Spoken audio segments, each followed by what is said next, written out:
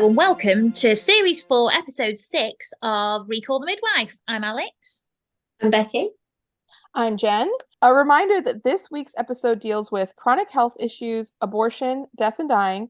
So if those are topics you would prefer to skip this time, we understand and hope you join us for the next one.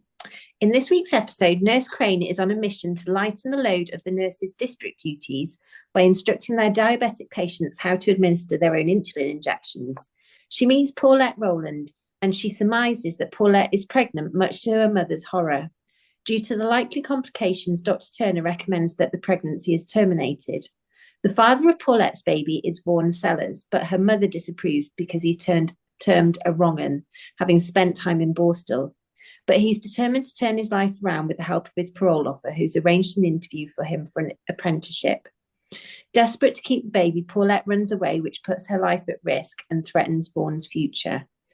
A group of Irish travellers have settled in Poplar, and when Peter visits to make inquiries about Nurse Crane's stolen hubcaps, Peter meets Breda, a 16-year-old first-time mum. Sister Mary Cynthia and Trixie visit the camp to offer assistance and meet Attractor. Attractor is pregnant with her 11th child, and Sister Mary Cynthia delivers her a baby boy. Attractor's grandmother, Pegeen, is on her deathbed, but she summons the energy to be there for the birth of Attractor's last child, having delivered her first.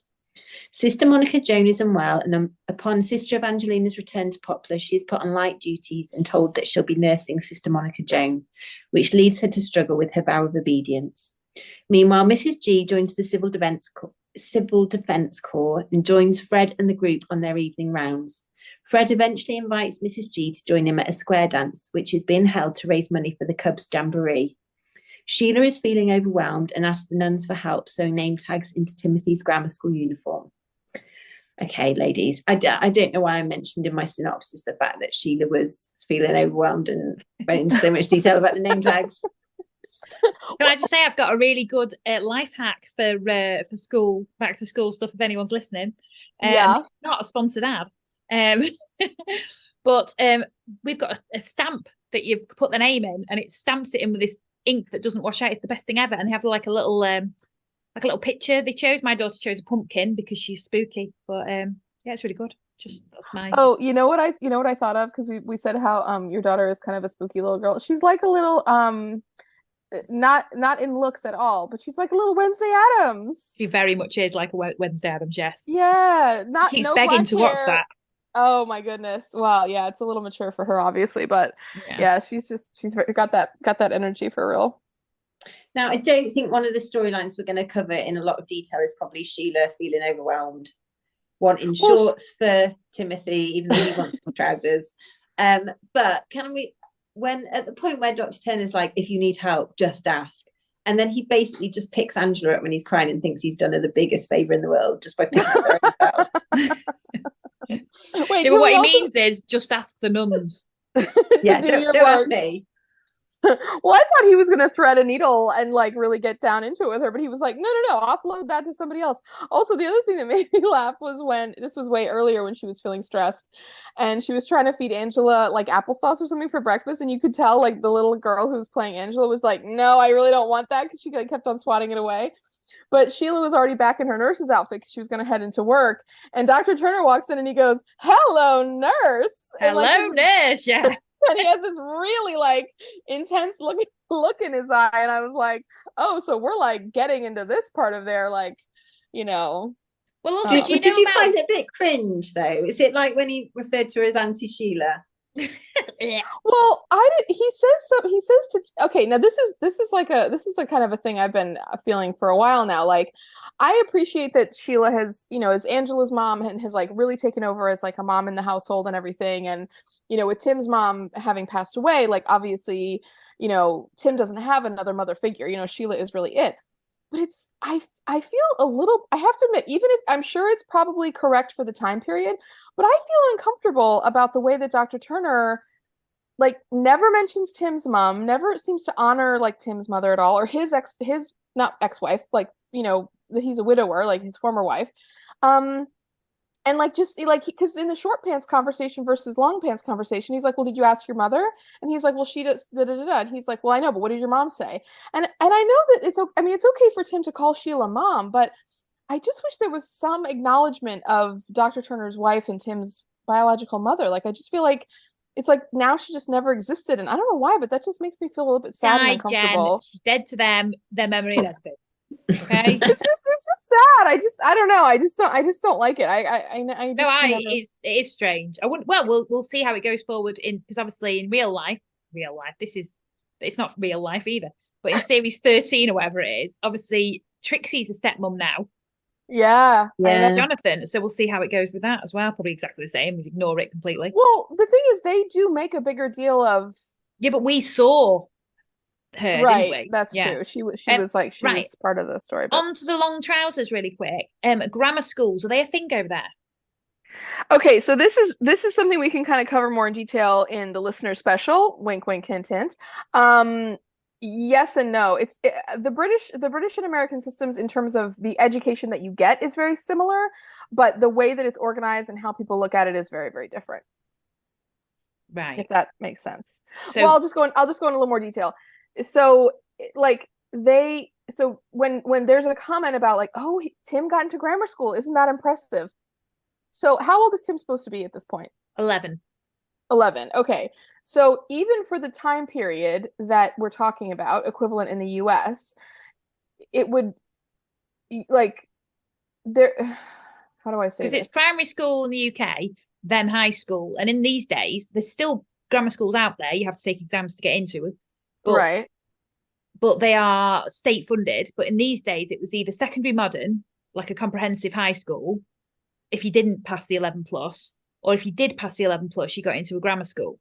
My parents both went to grammar schools. So grammar schools, because my aunt went to grammar school and then my mum did not. But grammar schools, would you have paid for that in those days? No. Whereas now it's more. It depends where you are, because there's not where I am. They don't take the 11 plus, and there's no grammar schools. But in some counties, there's still grammar schools. They're still free, and you still take the 11 plus. But what's the difference between a grammar school and that other option you guys just said about? Secondary modern was more about trying to get people ready for apprenticeships and things like that. So if you don't pass the more academic exams, you go to the secondary modern, and if you do pass it, you go to the more academic school, the grammar school, where it's all about trying to get you into university, basically. But as my mum says about my aunt, she might have gone to grammar school, but she's got no common sense. I hope your aunt's not listening. Wow, like inter-family drama there. Well, actually, my mum's family, my mum got in. My auntie in the middle didn't, but then my uncle did get in. So over here, and I believe that this would be the same even back in the 60s, is that our system, you have elementary school, which would take you up to about that same age milestone. And then you would continue on to high school, which would take you up to age 18. And then from high school graduation, then you would go to university or college. But the expectation is that even in the 1960s, that completing high school would be considered relatively compulsory. Like you wouldn't be able to like kind of avoid that, but that a high school education would be kind of a baseline for,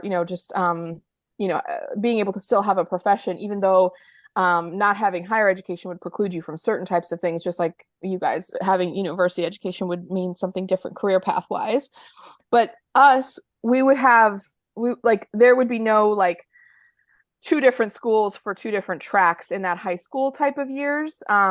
We wouldn't have that distinction. Like if you were in high school, you could take classes that were like preparing you for maybe like a trade or an apprenticeship or something like that.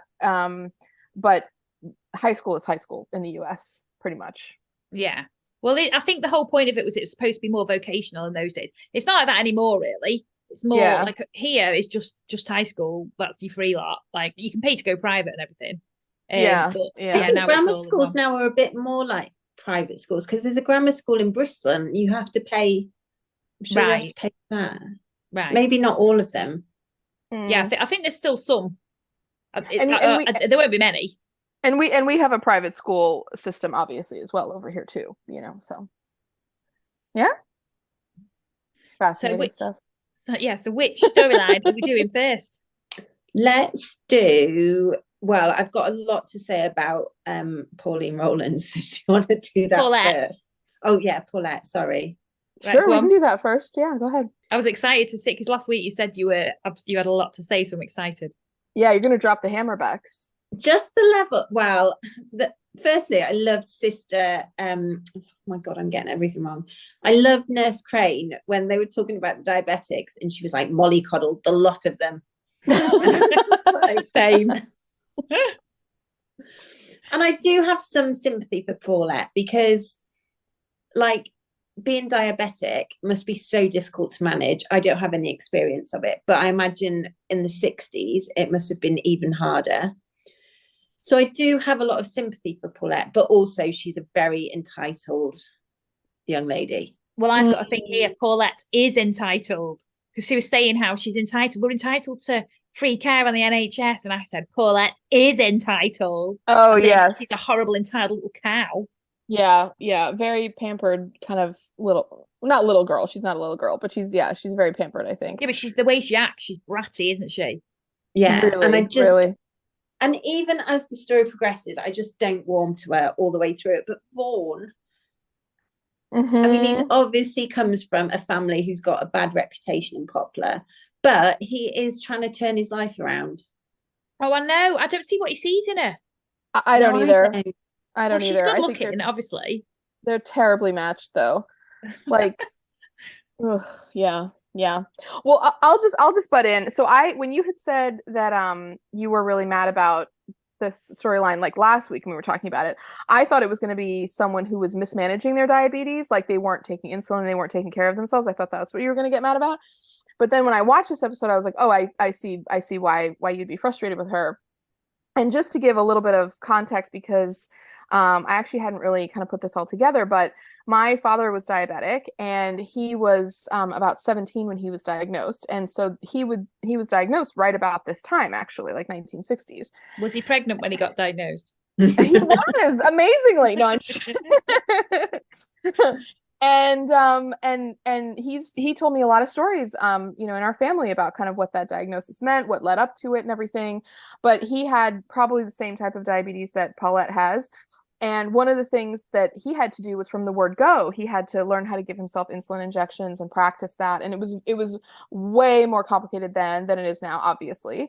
But it was a really strict lifestyle. He had to change a lot of stuff about how he lived in order to manage it appropriately.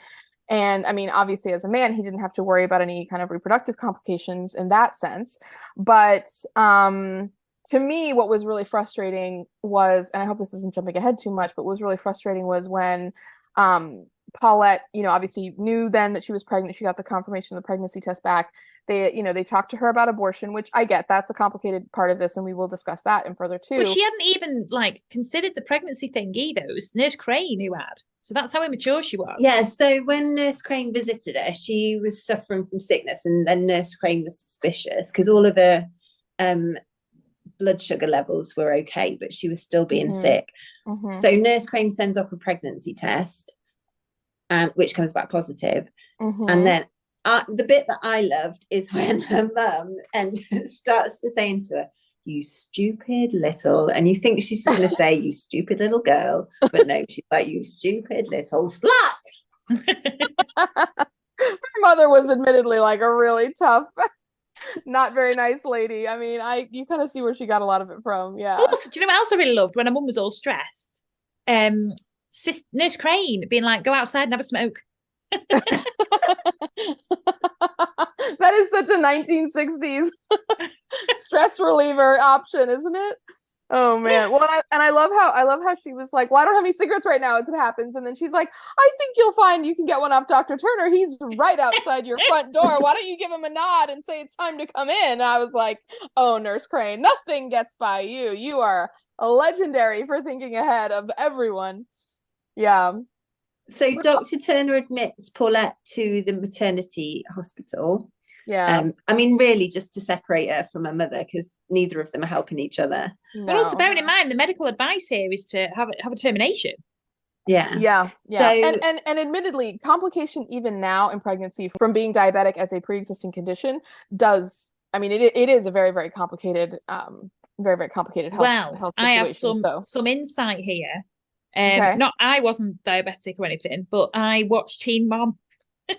I'm, I'm one of the mums on there. Oh no, more bad medical advice. Yeah, no, one of the mums on there, she was diabetic, type 1 diabetic. So obviously, prior to getting pregnant. yeah. And Okay. and her mum was all exactly the same as Paulette's mum, like, this is really dangerous for you. Yeah. And her baby was something like £10.15 or something like that. Oof. Yeah. And then she got pregnant another 2 times after that. So there you go. Well, do you guys remember the movie Steel Magnolias? Have you ever watched the movie Steel Magnolias? No, I haven't. Okay, well, the premise Years of that ago. yeah, so that movie came out in either, I think it was early 90s when that movie came out, and it's a movie about a group of women, and it's like 4 or 5 different women: Shirley MacLaine, Dolly Parton, Sally Field, and then Octavia. I can't remember the fourth one. Julia Roberts in there? Well, Julia Roberts plays Sally Field's daughter, and Oh. and Julia Roberts' character in the movie is a type 1 diabetic who gets married and wants to have a baby, and her mom is like, no, you can't do that. Like, you're gonna hurt yourself. Like, you're a really, really, really sick person, and a pregnancy will just make you even sicker. And she decides to go ahead and get pregnant anyway. I mean, I'm going to say spoiler alert, but like, the movie came out like literally 30 years ago. So if you haven't seen it, I don't know what to tell you at this point. But but anyways, the pregnancy really complicates Julie Roberts' health overall, and it leads to this really massive health decline, and then she dies, actually, which is really, really sad.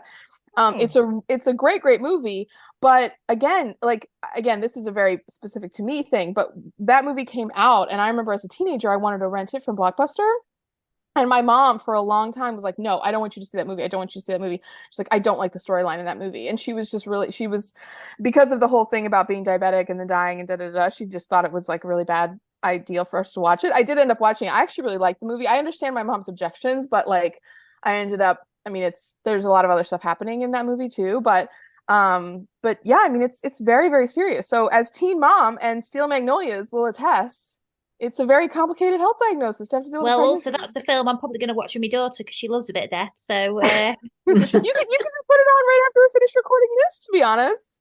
Oh, it's her bedtime, but save it for tomorrow. Say, she's in bed, but yeah, save it for when she gets home from school one day this week. That'll be really good.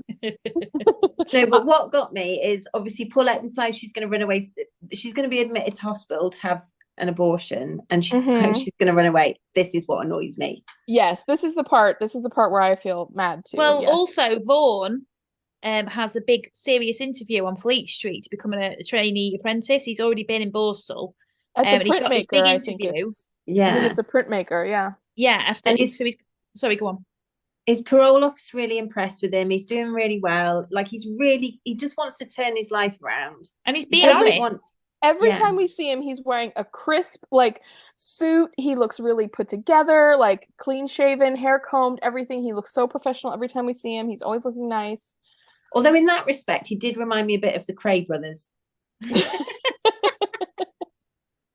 Now, wait a minute. Those are 2 brothers that are like gangsters, right? In 1960s? Yeah. Okay. So I watched the thing about them, but I don't know that everyone know who they are. But yeah, that's right. She's just so ill prepared. I mean, I understand the urgency. I understand why she has to run away, because she's going to be admitted to hospital. So she's just completely, she knows the condition. She's completely unprepared. Yeah. She's also just so immature. I just really did not like her at all. Well, the thing is, I mean, Nurse Crane says this, she doesn't say this explicitly, but, there's kind of the implied thing of like, what do you think you're going to do about this? Like, you're going to have this baby and then do what? And then how? And then who's going to take care of you when you're sick? You're not, I mean, like, when Paulette, I mean, what really made me mad is when Vaughn comes in and Paulette is like packing up to go and everything. And he's like, wait, you're going to leave? And she's like, well, it's easier to run away from here than it is the hospital. And he's like, but I can't go. I have my print thing in the morning. And she's like, well, listen, I'm going with or without you. And I was just like, Paulette, are you kidding me? Like, this man is doing everything to get himself ready so that you guys can be together in the long term. And you're just going to like throw that away without thinking. And what really pissed me off was that then they're sitting in the woods, which, like, what's the plan there? Okay, you're going to run away and do what? Go where? With what money? I mean, just the lack of even thinking about like one step ahead was extremely frustrating. Well, also, he was like, have another apple. And she's like, yeah, that won't do. Like, I need to tell him beforehand so you can go to a bakery. But the But thing also, is, what how did did she they end think up she was going to do about it? Like, what food had she planned to bring with her for that? You Well, I know, think that's like, the whole point. She's very sheltered, isn't she? Her mum does everything for her. But also, oh, how did they end up in the woods? Where are the woods? It's like last week when Dr. Turner was like on the cusp of having a breakdown. He just ended up in the countryside, sat on the bonnet of his car. And I was just like, you're in Probably the inner same. city London. well, there are like Got the parks and train stuff somewhere, like didn't that, they? right? Well, they had to drive back because he had to steal the car to have them drive back. Yeah. Yeah, Because they got then the train somewhere. Well, What that's the annoyed me thing. about that was instead of stealing the car, by the way, like, oh, Nurse Crane was like, oh, you did the right thing, you did the right thing. Driving all the way without her to then literally come to a thing, to like dance, disturb the dance, go and get him, then going back. Surely just go to a phone box and ring an ambulance. He put her in the car and Oh, drove did he? back Right, to sorry, I missed Poplar that with bit. her. Yeah. But Yeah. he took her back to the maternity hospital where Sister Evangelina was on duty, and then she sent him to the dance Right. while Dr. she looks Turner. after her. Yeah, but Yeah, still, 'cause she just started. ring an ambulance, surely, rather than steal a car. Well, I mean, to Becky's point, maybe they were in the country and there was no phone box nearby to ring an ambulance. And where would he would even say for them to go to? You know? She was so thoughtless. It just frustrated me so much because he was so desperately trying to turn his life around, and he was actually achieving it. And actually, they ended up no further forward. Because this is exactly the part that like really sent me to the moon, was that I was watching the episode and then Paulette's sitting there with the white gown in the hospital with her mother holding her hand. Her mother's all of a sudden now like very contrite and like, oh my God, we got to work this out. Let's find a way to go forward together. And actually, I will say there is one way forward. A mother was a lot more accepting of Vaughan. Yeah. True, but I mean, like I agree with you. I completely agree with you. But all this for what you know, like who paid the price? He did ultimately. I mean, that was the thing. Like they ended up exactly where they started, except now his life is so much worse. So it's like even if the mom came around, well, now he's even worse off than he was before. And this is what Jen, I wondered. this is probably going to be a good lesson for life with her. She's a horrible bitch. Like this is a good lesson to learn because your life's going to be crap because of her. She's horrible. Yeah, they should break up. He deserves so much better. But did you guys get a scene about what happened to him? Because all I saw in my episode was that like he missed his appointment, and then they were like, well, you can either call your parole officer or you can call the print shop. And he's like, well, I don't want to call either of them. I want to call the hospital to find out if she's okay, which I'm like, oh, okay, you're whatever. But then and then it was kind of like he was just carted off, and I didn't hear anything else about him, and that was kind of where the storyline ended. Did you guys get more than that? No, and I was going to ask about this as well. So he calls Nurse Crane, and she says that she's going to make sure that she speaks up for him in court, and they know what he did and why he did it. Right. But yeah, we didn't get any. There was no kind of finality to that for us either. So basically, hashtag justice for Vaughan. Yeah, really. And hopefully they ended up getting torn apart, and then he just figured out his life and did better and just end up with someone else, because my God, Paulette, geez, get your head out of your butt. I mean, I will say I'm glad that I'm not glad she had an abortion in the sense of that, but I am glad that she was not going to have to deal with the complications and everything of one, going through pregnancy, and then two, being a parent. I mean, she clearly was not ready for that. Like she needed to be, you know, she needed time to mature as well, which is what she was going to get at the end of her storyline. Oh, but then you guys, we can't forget to talk about, so at the beginning of the episode, Nurse Crane comes out and she's like, where are all my hubcaps? And she interrupts Fred. I just got written down here, hubcaps. That's what I was going to say. There you go. So she goes over to Fred and Peter, who are just like shooting the breeze and everything. She's like, are you two doing anything? And they're like, and Fred is like, oh, well, I'm putting new, wheels on on Sister Evangelina's bike. And Peter was like, yeah, I was also doing stuff. Like, I'm busy or whatever. And she's like, well, I just love that scene with those two just chatting. I know. And she's like, well, can you get busy, like finding my hubcaps? Because they're all gone on my car. And he's like, oh, okay. And he's like, bye, Fred. I guess I got to go like look at something. And so then she's got no hubcaps. Well, that's when Peter goes over to the travelers camp, which we'll get to. But so Vaughn, his little brothers are the ones that stole the hubcaps off of Phyllis's car. So he brings them back to Phyllis, and he's putting them back on her car for her, and they start chatting. And she clearly has a soft though as well. She's like, put them back on. It's like, I brought them to you, mate. Like, if I did that for someone, I went bloody putting them back on the car for him. No, I don't know. I think that's Phyllis fair on this, because they didn't find them just in a pile in a bag on the street. Him. He did the right thing, and then he's in trouble. So she's basically done the same to him. He did the right thing. Well, no, but she doesn't know that it wasn't him. He said it wasn't. Well, he's the one who has to bear the responsibility, I think, is what she's trying to intimate. And I think, you I don't think Phyllis is the wrong here. I don't think she's in the wrong for saying. Put them back on. You're both wrong. Carry on. Okay, well, no, but anyways, and then, but what it really prompts is an opportunity for them to kind of talk to each other. And Vaughn is like, well, I'm really trying to better myself. I'm doing all of this stuff and everything. And he's like, do you think that, like that Paulette's mom is like acting, out of line, or what do you think and everything? He's like, I just don't want my child to be born a what, which, out of wedlock, basically an illegitimate child. And Phyllis says, well, I know what you mean, but she said, she's like, I have some experience with this. And he's like, oh, did you have like a relationship with someone like me back in the day? And she said, no, I was somebody like you back in the day. She's like, I was a what when I was born, and it was really tough. And a lot of people judged me and everything. And she's like, I had to make, a better life for myself, which I did. So she's like, I know how hard it is. And it was just, and you could tell that really kind of got to him, because he could really see, it just telegraphed a lot, both like a lot about her character, but then like it gave him an opportunity to see somebody who had really risen beyond the circumstances they were born into. Well, also, did you notice they had like they did it with the rats the other day that made me uncomfortable, but this time they kind of did one to people who were born illegitimately and travellers. They were kind of trying to say it. There was what's the word I'm looking for? I don't know what Well, no, because I've written down, because I thought there were two things. There was the fact that Peter immediately suspected the travellers' kids. And he goes to the camp and kind of says, like, they can be, like, it's school holidays.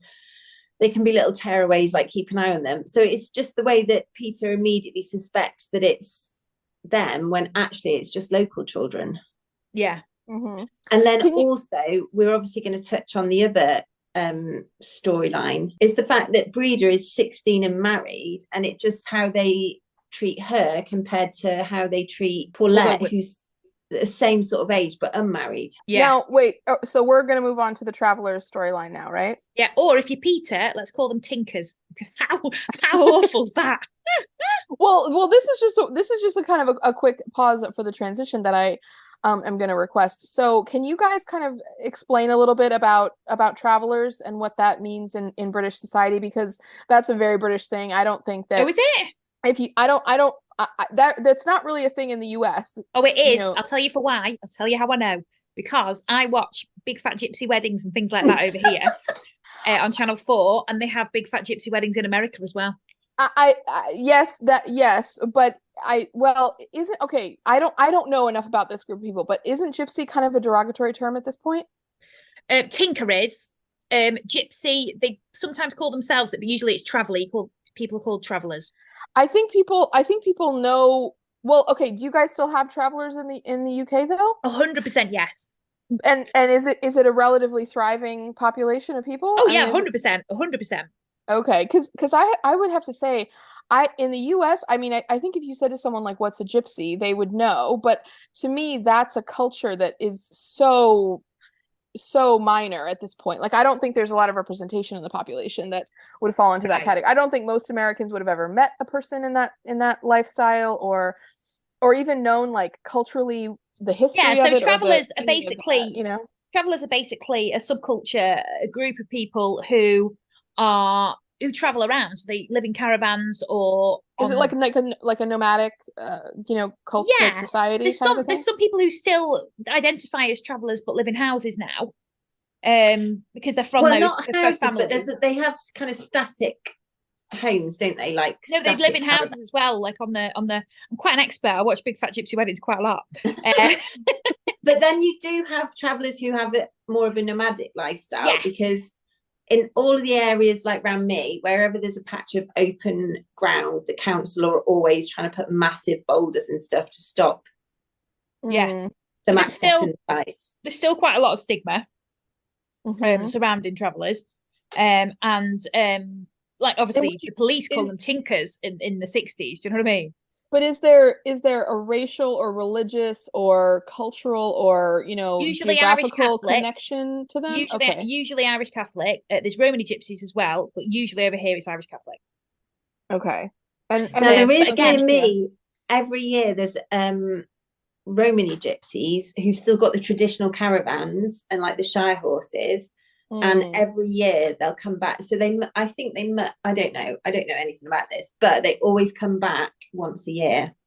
So whether they've got like a regular, like they move from place to place and they revisit the same places. Yeah. And it's a very insulated community, I would Yes. think. Yeah, and also the same with breeder. It's still very common to get married very early, and the women give up work and just look after the children. That's their prime, and the house and the caravan. But that's their primary like job in life. But there's quite a lot of school dropouts for like about age 14 for the girls.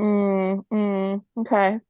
Yeah, I'm sure that kind of community exists in the US. I just don't think it's very common in terms of, like people knowing about it. It was very different. But anyway, so the specific storyline, so let's get into that. Can we talk about Breeder's newborn? That is the most newborn baby I've seen on this show as well. Very sweet little gorgeous baby. little thing. Yeah. Attractive little baby was so cute too. I know. Do you recognize Attractor? I do. Who is she, Al? Hang on, do we recognize her from the same place? I recognize her from a very famous 90s film. Anyone else? No, I think I recognize her from something that you will not think of. What did you recognize her from? Well, she's Maria Doyle Kennedy. She's from The Commitments. Yes. Yeah, yes, she was Natalie in Commitments, and she was the most amazing singer. And I was obsessed with that film. I watched it a billion times. I've got the soundtrack, listen to it still now. Still listen to her songs all the time. She's brilliant. Yeah. She's done so many things. Like she's been in so many TV shows and movies and everything like that. She's hugely prolific. Yes. She's great. She's really, really great. She is. Oh, her I mean, Brita was kind of a gateway storyline, and then it shifted to Attracta and Pegeen. Is that the grandmother's name? That was really who took over kind of once the initial connection with the Nonantons was made and everything, and then Cynthia starts visiting Attracta and taking care of her and everything. I'd say how perfect was Sister Mary Cynthia for this as well, for this role. Oh, she was great. Also, can I say, has either of you heard the name Attracta before? No, I hadn't, and I'm glad I'm not pregnant while this is going on, because I'd have been like, "Oh, Attracta." But when I came to do this, I wrote the synopsis and I was fine with that. And then when I came to say the names, I was like, it doesn't sound like I'm pronouncing them correctly. Well, apologies for that. Yeah, there is an Irish accent though as well, which does make it a bit different. Yeah. All of those names were very unusual to me for sure. But the thing that was so sweet is that, Cynthia's talking to her about, having babies and everything. And that's when, just like you said in your synopsis, like Attracta says something like, my grandmother, I didn't really know my mother that well, but my grandmother was the one that kind of raised me, gave me everything. She's like, she gave me these gold hoops, which were always something that we could use if times got really tough. And she's like, the fact that I still have them means that times never got tough enough for me to have to sell them, to kind of like keep things going, which is a credit to her because she always kept us kind of above water and stuff in that way. And now it's my turn to care for her. And, Attracta had already had many kids, but, like she was on her last, and she was like, she helped me with my first, and now, she's kind of not doing well, and I think she might be close to dying. And so, I want to give her everything, and I want to, give her tea out of the china that she's had when she got married. And it was just so sweet. I mean, just the love between those two women and just the way that she cared for her. And then, so I'll just fast forward, sorry, because this is when I really started crying. And I know we all cry during these shows, but like when Attracta goes into labor, Cynthia is like, let me, help you. And she goes into the other. Hang on. Can I just say one point about the labor? So they're trying to evict the travellers. The police and the council are trying to evict the travellers, and they're trying to move them on. But Attracta goes into labor. Now everyone's all like fighting and everything outside. And then Sister Mary Cynthia is all stern to Peter, being like, we're not going anywhere, you need to stop it. As if men would stop anything for that. But a woman being in labour would not stop the men doing any of that. Like that I was just like, how unrealistic.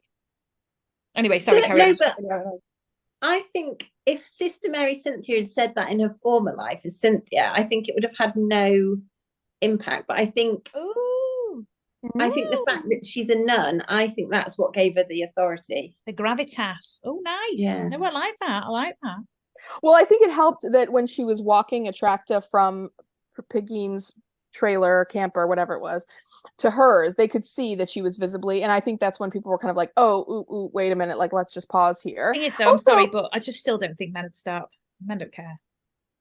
But also, there's later when Sister Mary Cynthia comes back to visit Pegeen, like they show her respect. So I do think a lot of it is the fact that she's a nun. Oh, I think that's right. I think that is very true. Yeah. But just I feel like if Trixie, because it was her and Trixie who first turned up as well, and I feel like if they didn't have the nun habit, you're right, they wouldn't have had the same. They wouldn't have been able to get in the first place. Sorry, Jen, carry on. No, it's true. I mean, I think they probably had a connection, with like a deep religious tradition that was kind of giving her a different, level of like respect and gravitas that other people wouldn't have. But the thing that really got me going was that Attracta was giving birth, and one thing in the storyline that stopped them from fighting was that you could hear her screaming, and then when the baby cried for the first time, that's when everyone was like, "Whoa!" and they all cheered and everything, and so that was kind of a big milestone. And Pegeen gets up out of her bed. We've literally only ever seen this woman in her bed the whole episode. She gets up out of her bed. She's got her nightgown on, her dressing gown on. She opens the door to her trailer. She walks down the steps. One of the men comes over to her. She's like, no, I'm going to do this myself. And she walks across to the trailer where Attracta has just given birth.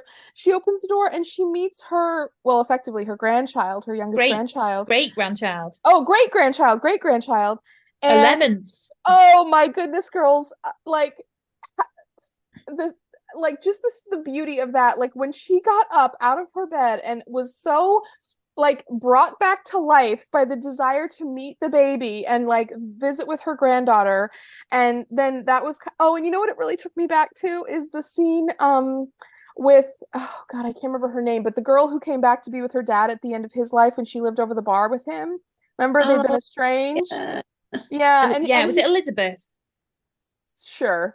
And he goes and he goes and he's like holding the baby and he says, oh, Mastersons. Mastersons. Yes. Julia Masterson. Yeah. And he goes, oh, I'm so glad to meet you. You're just coming, but I'm about to go. And it just, you could make me cry again. Oh my god. It was just sending me. It was absolutely sending me like just like and truly just a word for the fact that sometimes you do not have to have anything said. All you have to do is show what is being done, and it will just absolutely like just tear you apart. I mean, it reminded me of me and Bex. So whenever there's a brand new baby, me and Bex basically fight over who's going to hold it first. That's why we're jealous of Jen's family, because there's baby twins. So oh my goodness, basically get one each. I will tell you, like, so when my sister and brother-in-law found out they were gonna have the twins, it was like, oh my goodness, like a lot of, kind of like, whoa. But there have been so many times where I'm like, thank goodness there's two, otherwise we would not be having a good time because we cannot share. Like, we need two of these babies at all times so everybody has somebody to hold. It was so sweet. The other thing I loved about that scene, Jen, you said earlier about the fact that they give gold because they are able to sell it when they fall on tough times. When you see Pegeen walking across the yard, she's got the biggest pair of gold hoops on. Yes. I love that. So the scene at the end when they burn, in traditional traveller families, they burn, especially with the wooden caravans. Are they called caravans if they're wooden? I don't know. Anyway, but they burn the body in the caravan. And my daughter walked in on that scene. She loved it. She absolutely loved it. She was like, what are they doing? And I was like, they're burning a caravan. Why are they all watching it burn? I was like, well, actually, to be honest, it's my own fault. I was too in-depth with a 5-year-old. I said, a body's in there, but it's not real. And she was like, why are they burning the body? I was like, because she's already dead. And she was like, oh, can I do that when I die? It's like, yeah, mate, go for it. Sure, whatever you want. It's your choice, Listen. Oh man. I mean, you often see that in films and things where I'm thinking of the film Troy, which is quite a segue, but they do burn bodies in that, and I just think, oh, the smell. Oh, that's a good point. I had never thought about that. Well, also, you know the when they actually, sorry to go a bit dark here, but you know when they do cremations over here, like I don't know if this is the same in America, I'm sure it will be, but you know the coffins have like all the metal and everything on them. It's actually not metal, it's plastic, because the metal, they take all metal away because it doesn't get to the burning point the same. So they literally don't have any metal in there when it goes into the furnace. Wait a minute. So they don't just cremate the body, they cremate like the box the body's in? Yeah. That's really? Yeah. Okay. I totally believe you. I thought they just cremated the body and that was it. I didn't think they put the body in anything. Well, now I'm doubting myself, but I was told that. And now if anyone does cremation, can you let us know? Get in touch and let us know. I mean, it makes sense maybe for like sanitation purposes, because obviously there's like a biohazard element that you could potentially run into if you don't have a contained, a contained thing there. Not a great way to word that, but you know what I'm saying. It makes sense, but I literally have never crossed my mind before. I always just thought it was, the other thing with home cremations, surely you've got to get that up to a certain temperature. Well, and you have to maintain it for an appropriate amount of time, because I mean it takes a long time. Yeah, you're not just going to end up with a pile of ash in lighter fluid. I don't know. Oh God, I think they know what they're doing. They've done it for centuries. But also, like, the risk of arson. I mean, what happens if something else catches on fire? I mean, the thing is, if the police had a problem with them not having a permit for just living there, I can't think that they were okay with it's like literally burning a whole caravan down in the middle of it as well, and then just like having that unsanctioned, like But then they moved on. Now, this was a deleted scene. Did you see the scene where Sister Mary Cynthia comes back and they've all gone? Oh, actually, we did get that scene. We did not get the cremation scene. We got the scene where Cynthia comes back and she gets the teacup, which was very, very sweet. You would have been a mess because you missed the singing as well. They sang while they, and it was very evocative. Sure it, been sobbing. It was nice. My daughter did love that as well. our little Wednesday Addams, right there, yeah. Oh man, no, it was really heartbreaking. The whole thing really, really got me going. It really did. Yeah, it was. Now, did Cynthia accept the teacup? Yes. She said, I'm not really allowed to accept this because I'm not allowed to have possessions. And then Brida says, well, just consider it that like we're just loaning it to you for a while, so it's not really yours. See, I thought that she gave it on to someone else, so maybe that comes on to the next episode, because I was looking out for that at the end of this episode, being like, who's she giving it to? And then nothing happened. So just watch out for that teacup, because I think it does, because I'm pretty positive she does give it to someone, or it goes to get sent to Jenny or something. Maybe in the next episode or two we'll see it. Yeah, or she just smashes it ritualistically around the corner. Also, at the very start, that would make no sense. You're just saying things now. That's my whole life. Isn't that the truth? I feel hurt. Seen, so vindicated. No, I just feel very sad. At the start, old Jenny Lee says religious life isn't for me. And it got me thinking, like, I don't think it's for me. I think I swear too much. But do you think either of you could do religious life? Like the actual, no. I know we're not, like, Jen's obviously more religious than we are, but I mean, like the actual act of living in a nunnery, being told what to do. Sometimes I think it's quite nice being told what to do and you don't have to think. No, because I couldn't do the hours of like contemplation. Yeah, true. And meditation. Sure. Yeah. I couldn't be quiet. I definitely couldn't be quiet. Actually, I have to say, I think Sister Evangelina kind of voiced this when she was doing the labels with Sister Winifred, because she's like, the poverty part doesn't really bother me, which, like, I get it, because if you have clothes, food, shelter, like, well, also she grew up poor. Yeah, like, to me, like, you take a vow of poverty, but you still have all your basic needs met. So, like, I get how that could be. You could kind of get used to that or deal with that. Okay.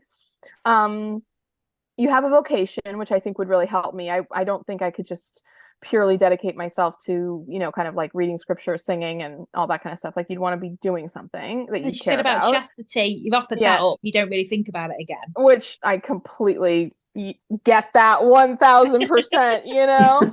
I won't say more. I'll just leave it there.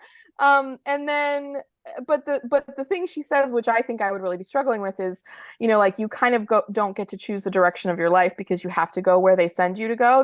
You have to kind of follow the dictates of, you know, church mission, basically. And that is something that we see. I mean, Tom confronted that last week when the bishop came. That's something that we'll see in future episodes. Sister Julian's really worried about, you know, like a change in kind of, you know, the organization of things, and, you know, people getting moved around, reassigned, sent other places and stuff like that. And that would really bother me. I wouldn't like the feeling that someone could kind of just pick me up and put me down. It was a really lovely scene, wasn't it, though? Like, I just thought that was a really good scene.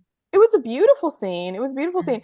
And I think again, I mean, we've talked about this before, but like, one thing I really like is I think not a lot of people, especially if you're not in a religious or a spiritual framework, think about, you know, the real challenges of that choice as a lifestyle. And this was a scene where they really talked about it, I thought, in a very honest way, but also in a very you know, like, loving way, but also like acknowledge the challenges of it. You know, it's like, you don't just put the habit on and then all of a sudden you're, you know, like, that's it, you're done. I mean, you're still a living, breathing person who's really struggling with, not struggling, but you're still, you know, you still have wants and needs and thoughts. Yeah, and human feelings. desires, and, you know, like, everything like that. I thought, but the line that really got me was, and we already know this about Sister Evangelina, but she says to Sister Winifred, she says, "The beauty of midwifery is a light that will never dim." And I just was like, oh my God, you just... Did you notice Sister Winifred's face, though? She wasn't, like, in full agreement. Right. But she's struggled with midwifery before, hasn't she? Yeah. Yeah. But all I'm saying is, keep that in mind for future episodes. Also, can I just say another thing that one of my favourite things about Call the Midwife is these scenes where it's just women chatting to each other. I just love it. Yes.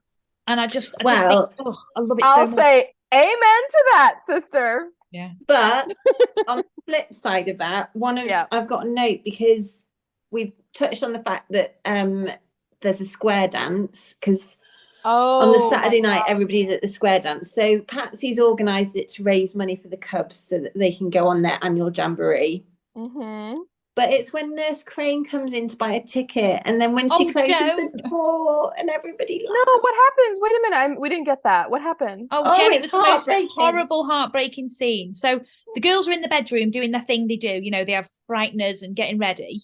Yeah. Right? And to be fair, Trixie's been a bit of a cow there anyway, because so I saw this part because Trixie's complaining about wearing the hoop skirt or the circle skirt and Barbara's like, I want to wear a poodle skirt, and she's like, oh, poodle skirt, you can't wear without being ironic, Barbara, you'll struggle. And Barbara just looks crestfallen and hurt because she really wants to wear a poodle skirt. And I had to like Google a poodle skirt. I thought it was like a style of skirt. It's just a skirt with a poodle on. Anyway. But then, Nurse Crane comes in and she's like, oh, I'd like to buy a ticket for the square dance, because me and my cousin once went on a square dance. It was so much fun. Oh, okay. And then, so she talks to them a little bit and she's quite jovial about it. And then they close the door and they all just burst out laughing, and she looks really hurt outside. And she hears them laughing at her. Yeah. Oh, wait a minute. Okay, so that happens before they're all getting ready for the dance, and then they're having a drink and everything, right? Yeah. Okay, so this is actually important context, because when Phyllis comes in, because she's gonna go with them to the dance and everything, you know, they're offering her a drink and everything, and you can tell she feels uncomfortable about being there. There's just something off, and they kind of say like, oh, you're not gonna have anything. She says, well, no, I'm driving, but also like I want to make sure I'm alert in case, you know, Paulette needs me, because she's kind of absconded and I'm worried about her and everything. And then Phyllis says to Barbara, like, oh, by the way, call me Phyllis, like, I know it's been Nurse Crane this whole time. And Barbara tonight. Right. And Barbara has this really kind of like weird, and I felt guilty look on her face, but I was like, what's this about? Yeah. And that makes a lot of sense, because I know Barbara would have felt bad if she had been in that, you know. Oh, okay. Oh, girls. Oh, I know. Girls. It broke my But heart. just to backtrack, because I've got to correct you, Alex, because you just said that a poodle skirt was basically a skirt with a poodle on it. So I think you've just Googled poodle skirt, and Yeah, I that's what did. it's brought up for you. So it Oh says no. one of the most iconic and fashionable trends of the 50s era was the poodle skirt. It was bright, colourful, long, swishy skirt that hit just below the knees. Yeah, with a poodle on. I think it No, also but is I a don't poodle think it because has to have a poodle on it. it does not have it doesn't have to have a poodle on it. I think it's also called poodle because of the petticoats underneath that are all frilly and everything. Yeah, so I think you can have it with a poodle on it, but also it doesn't have to have a poodle. Oh, so I'm completely wrong. So I was right in the first place. You're not completely wrong. You're just not completely correct either. Yeah, I was right in the first place thinking it was something different. Yeah. Google has just served you skirts with pictures of poodles on. Well, that's going to be my algorithm now. I'm going to be like buying poodle skirts for stuff for weddings. Yeah, exactly. I also loved Sister Evangelina's return to Poplar. The way she just burst in. Same. Although her and Nurse Crane started off exactly as they were, just bustling against each other at every move. Well, but I feel like Nurse Crane is a lot more established now. Like she's found her place. Well, it just made me laugh when Evangelina was running for the phone and Nurse Crane is like, oh, and she was like, oh, let me get it. Like I'm waiting for actually a few phone calls, and she was like, nope, I'm going to answer the phone. And then she says the greeting and everything, and then she's like, oh yes, Dr. Turner, what is it? And he's like, can I speak to Nurse Crane, please? And she's like, oh, it's for you. And Phyllis just grabs the phone, and it's just this perfect exchange. It's like when like titans collide or whatever, you know what I mean? They're just both so. Well, at clinic, when this little girl's got a piece of Lego up her nose, I've got a story about that in a second as well. But Nurse Crane's like a cold compress and then like says advice, and then Sister Evangelina's like, I'll do Vaseline and tweezers, thank you, and just goes off. But when I was little, I was 3, and I put a bead up my nose. And we had to ring my uncle's doctor, and my dad had to ring my uncle, and he was in Wales, and we were up in Cheshire. And he was like, well, I can't help you. What do you want me to do about it? They were like, he was like, try and get her to blow her nose. Anyway, I had to go to hospital. How did they get it out of you? I don't know, actually. I'll have to ask my mum. But I think it did go eventually, just like push. I think they had to push the side of it down, and then it went out. I mean, a bead is relatively smooth most of the time, I think. And the thing with the Lego is I was like, you can't push it out. Like it would hurt. Like it would scrape your nose. I thought like the tweezers and Vaseline seemed like a gentler approach. Well, that would work on a bead, tweezers and Vaseline, because you've got the hole in the middle.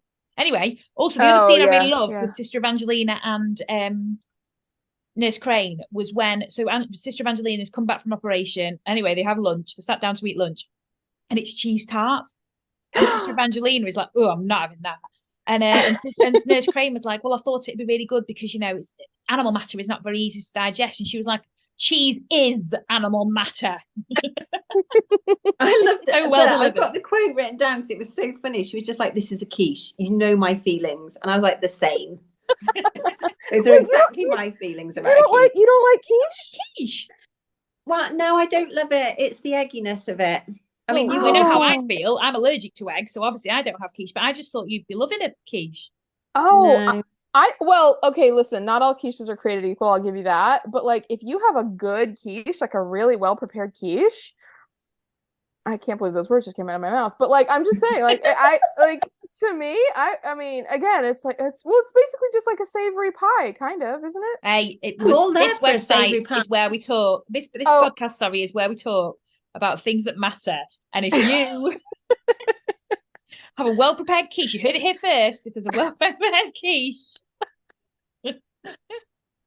Well, actually, wait. So I do have one more very important point to make on this. So I've obviously had the diabetic. Yes, it's not about quiche. But so I started watching the episode, and like the Paulette thing came up with the diabetes, and I was like, oh wow, this is sitting really close to home because like I mentioned about my dad. But then Sister Evangelina comes back, and they're sitting at the table to have lunch, and they say, bless us, O Lord, in these thy gifts, which we are about to receive, blah, blah, blah, blah. But it's a slightly different version. Okay, that blessing at the table just there, that is the blessing that we said at our table growing up every night when we have dinner. I was raised Irish Catholic. My dad is Catholic. My mom is Methodist. I've talked about this on the pod before. But anyways, we would always say a blessing before we ate dinner. And that is the one we said. And I paused the episode because I was watching it with my mom. And I said, "Oh my goodness, can you hear this? This is so wild. This is exactly our one." And she was like, "Yes." And I said, "But it's a little different the one they say on the show."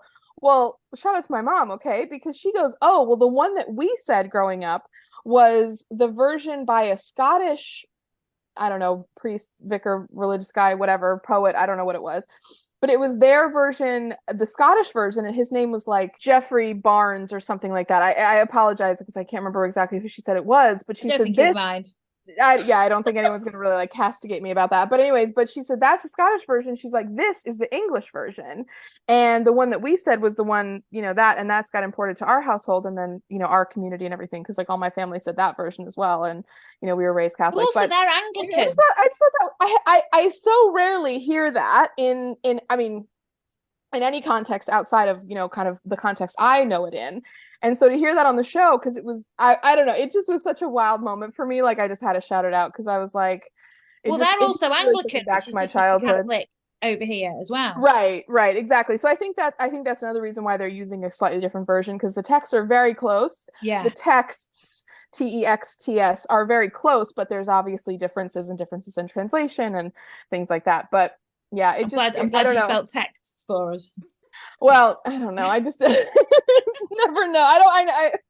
Anyways, not important. But like, yeah, it just really took me back to my childhood and like dinners around the table with my family. So anyways, yeah. Can we also talk about the CDC? Well, I don't care about the CDC, if I'm honest. I want to talk about Fred and Violet. Oh, that's what I want. The hottest new romance on the block right here. Oh, I loved it. Who knew that possibly nylon with a metal aglet could be like a come on? Oh my God. Did you see him just look at her with like this hello? I mean, it was the look that Dr. Turner gave Sheila when she wore the nurse's outfit, except from Fred to Violet, when she said, about the stronger bootlaces. Also, Beck, she's so right. Everyone is in her shop constantly. Yeah, they've never been there before. I love the bit where Mrs. G is, Violet's got an interest in Fred as well because she's signed herself up for the CDC. Yeah. Oh yeah, she did. I just love when he's walking around the streets and he's like, "In the event of nuclear war, the local landmarks will be reduced to dust." But he just says it really matter-of-factly. Well, and also like going to be reduced to dust, but they'll be fine. Yeah, exactly. Because they'll be in the underground toilet. He's explained why. Oh God, I just love when he went to her and you could tell he like put on a nice outfit to go into the shop, and he was like, "Oh, I was, have you heard about this dance and everything like that?" And she's like, "Yeah." And then he's like, "Well, would you want to go with me? A little like do-si-do maybe?" And she's like, "Oh, go with you to the dance." And he's like, "Yeah." And then she says yes, and he just gets this big smile on his face. Oh, and it was no. so sweet. Oh gosh. Oh wait. And then so they walk into the dance, and clearly he's just taken a shirt he already had and like sewed some fringe on the back of it. But they're walking in together, and these cubs, these little snot cubs, are like, "Oh, look at you guys going to the dance." And Violet, she said, "Oh, like, here's the Lone Ranger." To be fair, it was a good line. It was a good line, but she goes, "Oh," she's like, we're going to this dance and paying to go to this dance so that you guys can go on vacation. So why don't you shut up?" And they're just like, "Yeah, she's brilliant." And then she takes Fred's arm, and he just looks so pleased, and they just look so good together. And I just was like, oh, they're just so perfect. Well, there was a bit where he winked at her as well, and you could see her knees go weak. Oh, I love a person who winks. I love a winker. She does. She really does love a winker. Like, there's someone like really awful, and Becky was like, "Oh, he winked at me." I thought that's literally if anyone is wanting to, attract Becky, just wink at me. A well-placed winking will do wonders. Yeah, absolutely. Loves a wink. I will say every once in a while a wink is like done correctly can be very cute. I'm not a huge pro winking person, but I will say sometimes they do get you, and it can be quite cute. Quite cute. Becky absolutely in my notes and where I've put about Fred and Mrs. G, I've just drawn a massive red love heart. Like a child. I love it. Also, can we talk about Delia and Patsy at the square dance? Oh yeah. Did they dance together, or did they just kind of have to? Yeah, they kind of just had to get men to dance with or something. But they were basically saying how they wanted to dance together, like in the open, and it'd be lovely. Oh, yeah. She was like, "We'll find somewhere," because obviously Patsy's impossibly posh. We'll find somewhere to dance. Yes. So yeah, it was just really lovely. I just thought, oh, bless them, poor them. Are you not going to do Delia's Welsh accent? Oh, Cariad, we'll find somewhere. No, Alex, a Welsh accent. No, come on. I can't do a good one either. And I've lived in Wales, so okay. Also, can I just say there's something else we've not spoken about? So we did kind of get this, but can we just talk about as well in the clinic when you've touched on it, Bex, already, when we spoke about Nurse Crane going on about diabetics, getting annoyed with it, but she was like, pass me the Rolodex, I'm taking this in hand. I just thought, what an iconic sentence by Nurse Crane. Also, there was another one she said to Mrs. Rowlands as well. No, Mrs. Rowlands, I'm a spinster. It's the way she said it with such, I'm a spinster. She said it yes. so, yeah.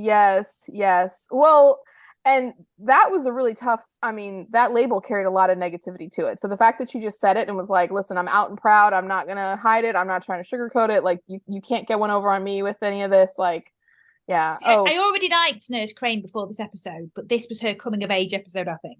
This was vintage Nurse Crane, established herself now. This is her. She's here as a character that we all love now. Yeah.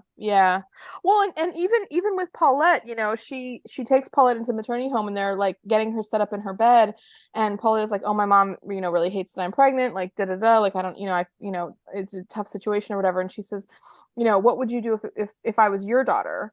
And you know, you can tell that Phyllis is kind of like, but she says, well, I wouldn't want to handle it. You know, she's like, I understand where your mom is coming from and the concern she has for your health. I probably would go about a few things differently, but you know, I know she's really, really worried about you. And it's just a very compassionate answer that's also very mature. I mean, there's no sugarcoating. I mean, Phyllis really knows how dangerous the situation is. She's all about the truth, Phyllis. Yeah, she's really being honest, and she's really being, compassionate in her honesty.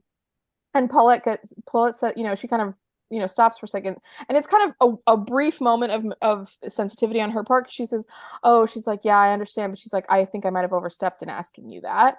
And Phyllis was like, well, she didn't. That's the first glimmer of maturity that she showed. Yeah. The only, let's be honest, the only. Well, exactly. She doesn't really have much else in that regard in this episode, but yeah, love Phyllis. Should we do Heroes and Zeros? Yes, I'm ready. I'm not, of course. Okay, go ahead. Sorry.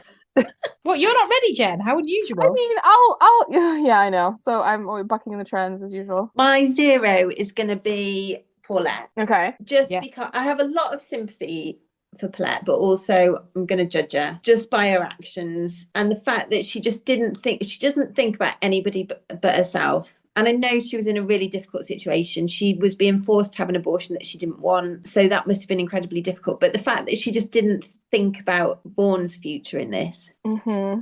Yeah. And then my hero is going to pain me to say because I just didn't like the way she was with Trixie last week. But I'm going to say it was Sister Mary Cynthia, the way she just took charge at the gypsy camp. Yes. I just felt it was really her coming into her own. 100%. And also, she's got this new vocation. She's got this new identity as a nun, and I feel like she totally killed it. She was amazing. Love it. Do you want to go next to give Jen more time to think? Yeah, Jen, right. Think about this scurrilously. Now, my zero is also, I've written down Paulette, and I'm going to have to stay with Paulette because I can't think of anyone else who was worse than her. So my zero is Paulette as well. I think she was immature, awful. I feel like a mum has made her that because she's done too much for her. And I get that she's ill or not ill, but in the 1960s terms, diabetes is still very serious. So I get how that's happened. But at the same time, she just genuinely didn't or couldn't do anything or think about anyone else but herself. And I just didn't like it. And she was horrible. She was a cow. And I get that it's awful and it's a horrible situation, but at the same time, she didn't think about anything in a mature way. She just did what she wanted to do, and I don't like her. My hero is Nurse Crane because she is amazing. She was absolutely fantastic the whole way through. I can't fault Nurse Crane. And also to be so lovely to the girls again after they laughed at her behind her back just made me want to cry. And I just thought, oh, you are a lot more mature than I was, because I'd probably just basically leave. I would hold a grudge. I would forever hold a grudge and take it to my grave. Oh, I would be angry, but more than that, I would just be so heartbroken, and then I would be like, I would just be like, oh my gosh, everyone hates me, and then I would feel so bad for myself, and then I probably wouldn't want to go to the dance at all, and then I would just want to be like by myself, and I would just take it so personally, be so hurt. I probably wouldn't even be angry as much as just so hurt. I'd leave. I'd just walk out, never to be seen again. Well, luckily for all of us, forget me hubcaps. I'm off. Thank goodness Phyllis didn't do that. Okay. I came up with my list. All right. So now we've never had a unanimous one. And this is not technically unanimous, but I'm gonna pile on Paulette as well. So yeah, I know she's really getting in the neck. But I'm gonna actually context, by the way, ladies. We've just like basically all been really awful to a 17-year-old diabetic who's had to have a termination. Do you know what I mean? Like... Well, here's what I'm going to say though. This is where I'm, turning it around a little bit. I am not going to give my 0 to Paulette. I'm going to give my 0 to Paulette's mother, because all of the heartbreak that came after, everything, Paulette's, pregnancy test confirmation, all of that. And Paulette's attitude, even from the start of the episode, is because of her mother. And I mean, I know she has a father. I know the dad is there and everything like that, but he's on an oil rig or whatever like that, half across the way of world or whatever. And Paulette's mother could have made this situation so much better for everyone. She could have made it better for her. She could have made it better for Paulette.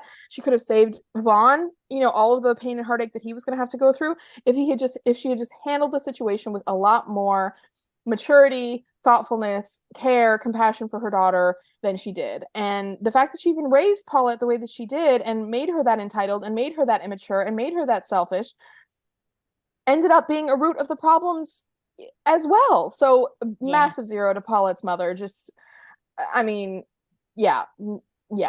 Okay, I've said my piece. So my hero, I was gonna do Nurse Crane because I love her as well, and she's just so stellar. Okay, but just in an effort to try to be a little different, I will choose the relationship between Pegeen and Attracta, and Pegeen like finding the strength to get out of her deathbed and leave her caravan and walk across the field and go into Attracta's cabin to hold her great grandchild for the first time and support her granddaughter in her 11th birth. Oh, shout out to Attracta as well. 11 births. 11. No, thank you. 11. I mean, just 11 kids. No, thank you. Oh Lord, I